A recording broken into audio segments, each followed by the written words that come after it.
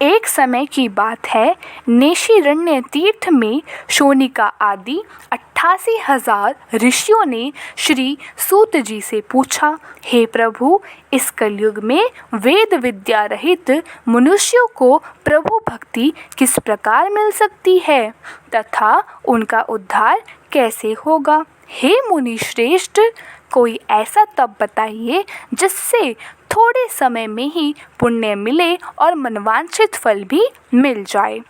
इस प्रकार की कथा सुनने की हम इच्छा रखते हैं।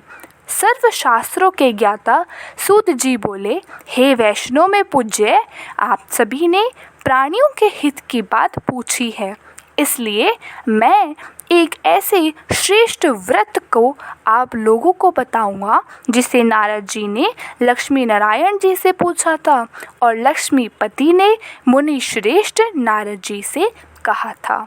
आप सब इसे ध्यान से सुनिए।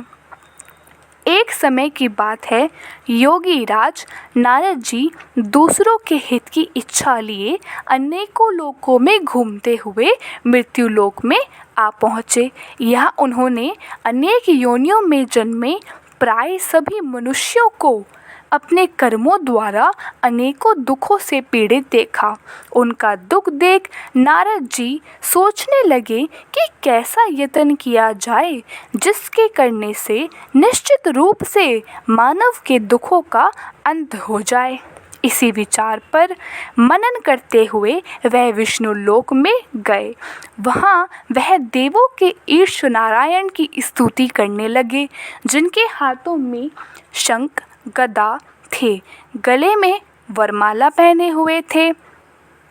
स्तुति करते हुए नारद जी बोले, हे भगवान, आप अत्यंत शक्ति से संपन्न हैं।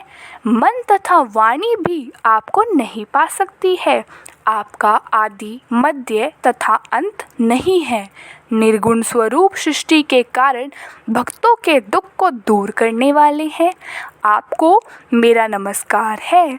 नारद जी की स्तुति सुन विष्णु भगवान बोले, हे मुनि श्रेष्ठ, आपके मन में क्या बात है? आप किस काम के लिए पधारे हैं, उसे निसंकोच कहो। इस पर नारद मुनि बोले कि मृत्यु लोक में अनेक योनियों में जन्मे मनुष्य अपने कर्मों के द्वारा अनेकों दुख से दुखी हो रहे हैं। हे नाथ, आप मुझ पर दया रखते हुए तो बताइए कि वो मनुष्य थोड़े ही प्रयास से ही अपने दुखों से कैसे छुटकारा पा सकते हैं। श्री हरि बोले, हे नारद, मनुष्यों की भलाई के लिए तुमने बहुत अच्छी बात पूछी है, जिसके करने से मनुष्य मोह से छूट जाता है। वह बात मैं कहता हूँ, उसे सुनो। स्वर्ग लोक व मृत्यु लोक दोनों में एक दुर्लभ उत्तम व्रत है जो पुण्य देने वाला है। आज प्रेमवश होकर मैं उसे तुमसे कहता हूँ।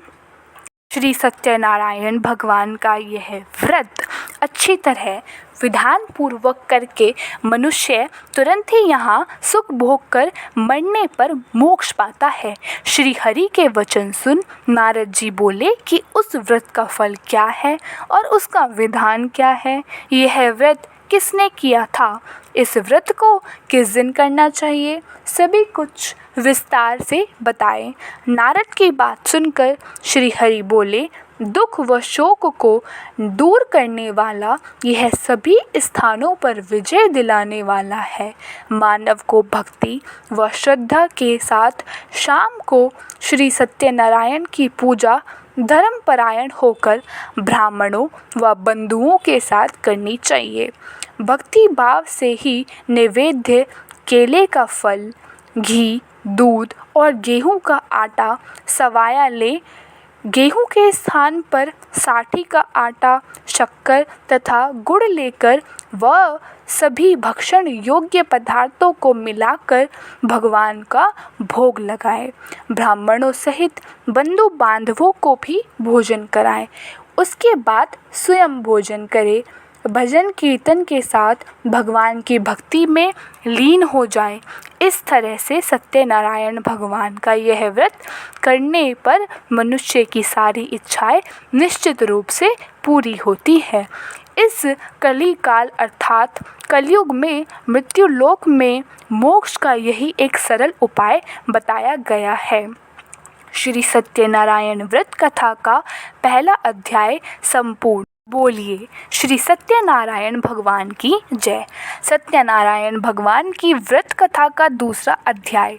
सूत जी बोले, हे ऋषियों, जिसने पहले समय में इस व्रत को किया था उसका इतिहास कहता हूँ, ध्यान से सुने।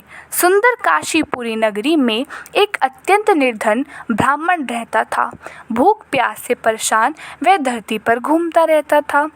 ब्राह्मणों से प्रेम करने वाले भगवान ने एक दिन ब्राह्मण का वेश धारण करके उसके पास जाकर पूछा, हे वृप, नित्य दुखी होकर तुम पृथ्वी पर क्यों घूमते रहते हो? दीन ब्राह्मण बोला, मैं निर्धन ब्राह्मण हूँ, भिक्षा के लिए धरती पर घूमता हूँ। भगवान, यदि आप इसका कोई उपाय जानते हो तो बताइए। वृद्ध ब्राह्मण कहता है कि सत्यनारायण भगवान मनोवांछित फल देने वाले हैं, इसलिए तुम उनका पूजन करो। इसे करने से मनुष्य सभी दुखों से मुक्त हो जाता है। वृद्ध ब्राह्मण बनकर आए सत्यनारायण भगवान उस निर्धन ब्राह्मण को व्रत का सारा विधान बताकर अंतर्धान हो गए। ब्राह्मण मन ही मन सोचने लगा कि जिस व्रत को वृद्ध ब्राह्मण करने को कह के गया है, मैं उसे ज़रूर करूँगा। यह निश्चय करने के बाद उसे रात में नींद नहीं आई। वह सवेरे उठकर सत्यनारायण भगवान के व्रत का निश्चय कर भिक्षा के लिए चला गया। उस दिन निर्धन ब्राह्मण को भिक्षा में बहुत धन मिला, जिससे उसने बंधु बांधवों के साथ मिलकर श्री सत्यनारायण भगवान का व्रत संपन्न किया। भगवान सत्यनारायण का व्रत संपन्न करने के बाद वह निर्धन ब्राह्मण सभी दुखों से छूट गया और अनेक प्रकार की संपत्तियों से युक्त हो गया। उसी समय से यह ब्राह्मण हर माह इस व्रत को करने लगा। इस तरह से सत्यनारायण भगवान के व्रत को जो मनुष्य करेगा वह सभी प्रकार के पापों से छूटकर मोक्ष को प्राप्त होगा। जो मनुष्य इस व्रत को करेगा वह भी सभी दुखों से मुक्त हो जाएगा। सूत जी बोले कि इस तरह से नारद जी ने नारायण जी का कहा हुआ श्री सत्यनारायण व्रत को मैंने तुमसे कहा। हे वृप्रो, मैं अब और क्या कहूँ? ऋषि बोले, हे मुनिवर, संसार में उस वृप से सुनकर और किस किस ने यह व्रत किया, हम सब इस बात को सुनना चाहते हैं। इसके लिए हमारे मन में श्रद्धा का भाव है। सूत जी बोले, हे मुनियों, जिसने इस व्रत को किया वह सब सुनो। एक समय वही वृप धन व ऐश्वर्य के अनुसार अपने बंधु बांधवों के साथ इस व्रत को करने को तैयार हुआ। उसी समय एक लकड़ी बेचने वाला बूढ़ा आदमी आया और लकड़ियां बाहर रखकर अंदर ब्राह्मण के घर में गया। प्यास से दुखी वह लक्कड़ आरा उनको व्रत करते देख वृप को नमस्कार कर पूछने लगा कि आप वह क्या कर रहे हैं? तो उन्होंने बताया कि व्रत कर रहा हूँ तथा इसे करने से क्या फल मिलेगा, कृपया मुझे भी बताइए। ब्राह्मण ने कहा कि सब मनोकामनाओं को पूरा करने वाला यह सत्यनारायण भगवान का व्रत है। इनकी कृपा से ही मेरे घर में धन धान्य आदि की वृद्धि हुई है। वृप से सत्यनारायण व्रत या के बारे में जानकर लक्कड़हारा बहुत प्रसन्न हुआ। चरणामृत लेकर वह प्रसाद खाने के बाद अपने घर गया। लक्कड़हारे ने अपने मन में संकल्प किया कि आज लकड़ी बेचने से जो धन मिलेगा उसी से श्री सत्यनारायण भगवान का उत्तम व्रत करूँगा। मन में इस विचार को ले बूढ़ा आदमी सिर पर लकड़ियां रखकर उस नगर में बेचने गया जहाँ धनी लोग ज़्यादा रहते थे। उस नगर में उसे अपनी लकड़ियों का दाम पहले से 4 गुना अधिक मिलता है। बूढ़ा प्रसन्नता के साथ दाम लेकर केले, शक्कर, घी, दूध, दही और गेहूं का आटा ले और सत्यनारायण भगवान के व्रत की अन्य सामग्रियां लेकर अपने घर गया। वहाँ उसने अपने बंधु बांधवों को बुलाकर विधि विधान से सत्यनारायण भगवान का पूजन और व्रत किया। इस व्रत के प्रभाव से वह बूढ़ा लकड़हारा धन पुत्र आदि से युक्त होकर संसार के समस्त सुख भोग अंतकाल में बैकुंठ चला गया। श्री सत्यनारायण व्रत का दूसरा अध्याय संपूर्ण हुआ। बोलिए श्री सत्यनारायण भगवान की जय। सत्यनारायण भगवान की व्रत कथा का तीसरा अध्याय। सूत जी बोले, हे श्रेष्ठ मुनियों, अब आगे की कथा कहता हूँ। पहले समय में उल्कामुख नाम का एक बुद्धिमान राजा था। वह सत्यवक्ता और जितेंद्र था। प्रतिदिन देव स्थानों पर जाता और निर्धनों को धन देकर उनके कष्ट दूर करता था। उसकी पत्नी कमल के समान मुख वाली तथा सती साध्वी थी। भद्रशिला नदी के तट पर उन दोनों ने श्री सत्यनारायण भगवान का व्रत किया। उसी समय साधु नाम का एक वैश्य आया। उसके पास व्यापार करने के लिए बहुत सा धन भी था। राजा को व्रत करते देख वह विनय के साथ पूछने लगा, हे राजन, भक्ति भाव से पूर्ण होकर आप ये क्या कर रहे हैं? मैं सुनने की इच्छा रखता हूँ, मुझे बताइए। राजा बोला, हे साधु, अपने बंधु बांधवों के साथ पुत्र आदि की प्राप्ति के लिए एक महाशक्तिमान श्री सत्यनारायण भगवान का व्रत व पूजन कर रहा हूँ। राजा के वचन सुन साधु आदर से बोला, हे राजन, मुझे इस व्रत का सारा विधान कहिए। आपके कथा अनुसार मैं भी इस व्रत को करूँगा। मेरे भी संतान नहीं है और इस व्रत को करने से निश्चित रूप से मुझे संतान की प्राप्ति होगी।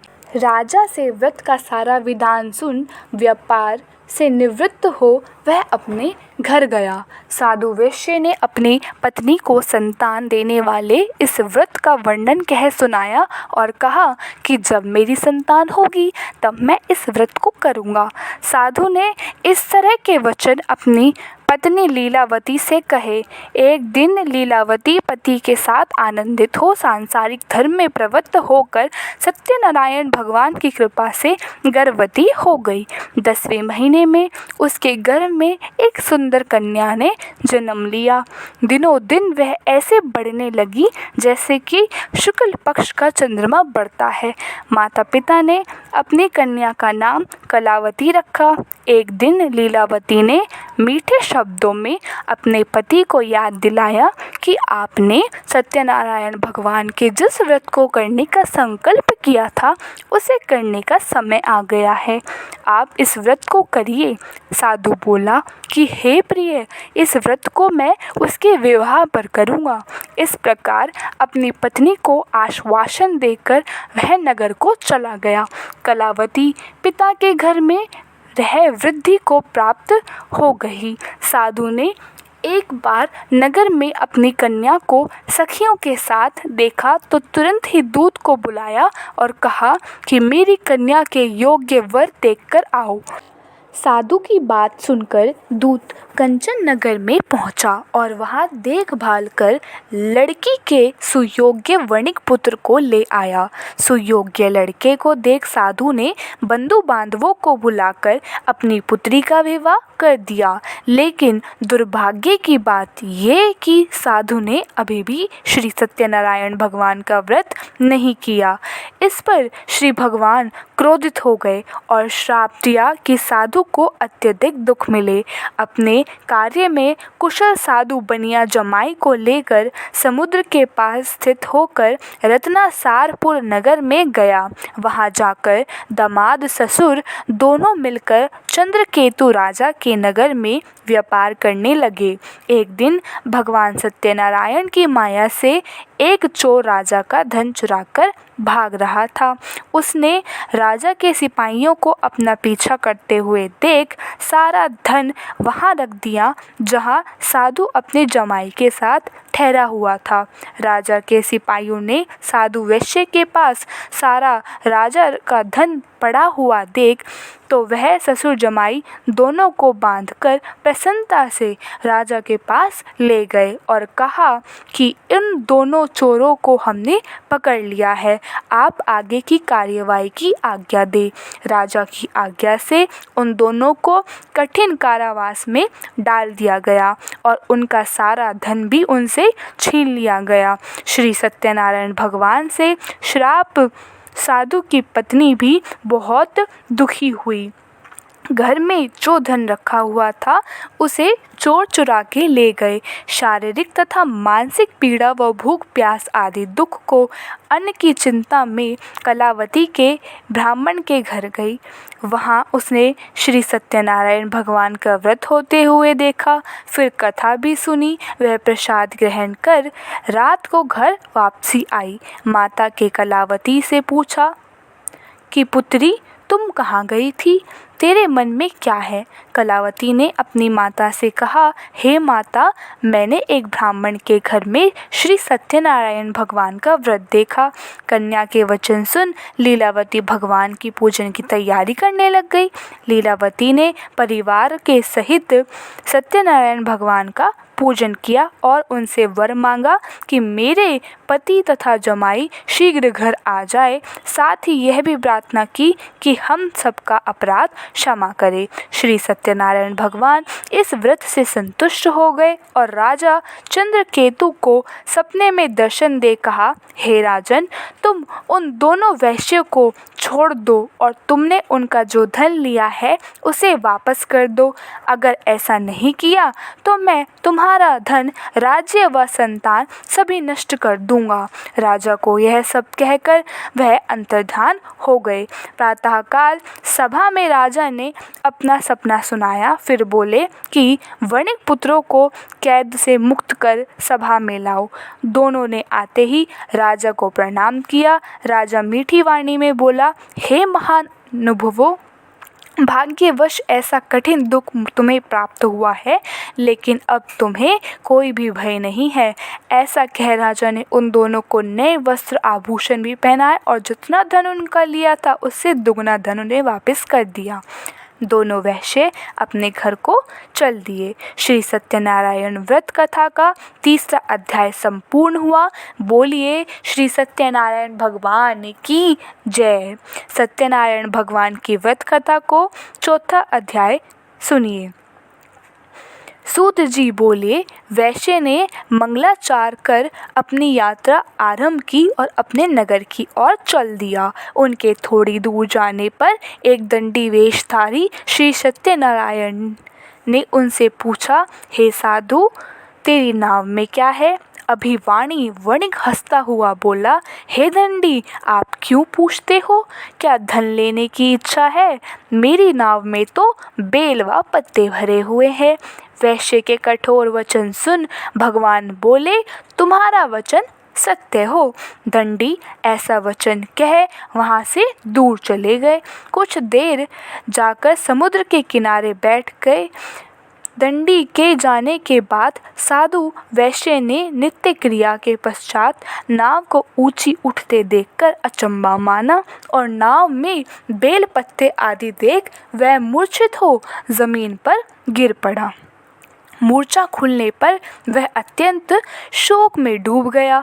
सब उसका दामाद बोला कि आप शोक ना मनाइए, ये दंडी का शाप है, इसलिए हमें उनकी शरण में जाना चाहिए, तभी हमारी मनोकामना पूरी होगी।